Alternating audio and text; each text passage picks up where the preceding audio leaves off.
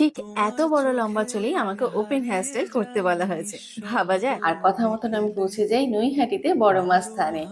আরো একটা সারপ্রাইজ ছিল, আমি কিন্তু আমার ব্রাইডকে একবারের জন্য দেখিনি, কথাও বলিনি। কারণ কথা হয়েছিল শুধুমাত্র ননদের সাথে। যথারীতি গিয়ে আমি দেখি যে ওর রিচুয়ালস চলছে। তো আমি আর সময় নষ্ট না করে ওপরে চলে আসি এবং যেটুকুনি কাজ এগিয়ে রাখা যায় সেগুলোই কিন্তু করছিলাম। তোমাদেরও কি এরকম হয় যে তোমরা খুব সুন্দরভাবে ওপেন হেয়ার স্টাইল তো করো, কিন্তু লং লাস্টিং হয় না? তো আজকে কিন্তু এই ভিডিওটা পুরোটা দেখো, কারণ আমি কিন্তু এখানে শেয়ার করতে চলেছি যে আমি কিভাবে long lasting open hair style করি। তো দেখো, দেখতে দেখতে আমার ব্রাইডও চলে আসে। কি মিষ্টি আজকে আমার ব্রাইড! তো এসে কিন্তু সমস্ত জুয়েলারি বের করে আমাকে দেখায় এবং কিভাবে সেট করতে হবে সেটাও কিন্তু একটু ডিসকাশন হয়ে নেয়। শুধু তাই নয়, ওর সাথে আমার আগে একবারের জন্য কথা হয়নি। তো তাই সামনাসামনি কিন্তু আমরা সম্পূর্ণ কথাটা বলে নিই যে কিরকম কি লুকস চাই, কিরকম হেয়ার স্টাইল চাই। তো সমস্ত কিছু ডিসকাশন করে নেওয়ার পরে কিন্তু আমি একে একে ওকে সাজাতে শুরু করে দিই। তবে আমি তোমাদেরকে আগেই একটা কথা বলে দিই যে হেয়ার স্টাইল করার সময় কিন্তু আমি একটা ক্লিপিং তুলতে পারিনি, কারণ প্রচন্ড তাড়াহুড়োর মধ্যে কিন্তু আমাকে করতে হয়েছিল। তো যাই হোক, তোমরা যারা ভয় পাও লং লাস্টিং করা নিয়ে বা এরকম এত বড় চুলে কিভাবে ওপেন হেয়ার স্টাইল করবে, তো তোমাদের জন্য আমি বলি যে দেখো, প্রথমে কিন্তু আমাদের হেয়ার অ্যানালাইসিস করতে হবে। হেয়ার অ্যানালাইসিস মিন্স কার কিরকম হেয়ার টাইপস, তো সেই অনুযায়ী বুঝে কিন্তু আমাদের হেয়ার প্রিপারেশন করতে হবে।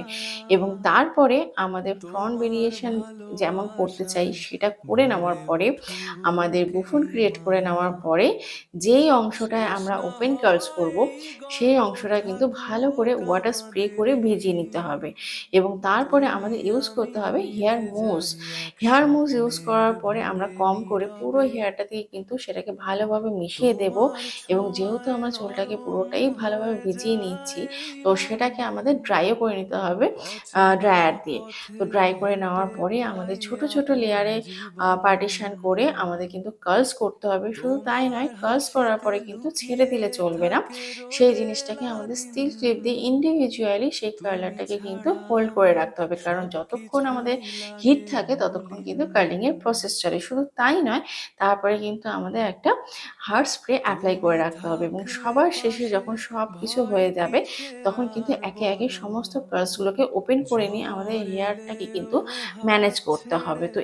তো তোমরা যারা মেকআপের পাশাপাশি সুন্দরভাবে বিভিন্ন রকমের লং লাস্টিং হেয়ারস্টাইল করতে শিখতে চাইছো, শুধু তাই নয়, কি প্রোডাক্ট ইউজ করা হয়, কখন কোন প্রোডাক্ট ইউজ করা হয়, সেই সমস্ত কিছু ইন ডিটেলসে জানতে ও প্র্যাকটিক্যাল হ্যান্ড অন প্র্যাকটিস করতে তোমরা কিন্তু আমাদের পরবর্তী মেকআপ ব্যাচে জয়েন করতে পারো।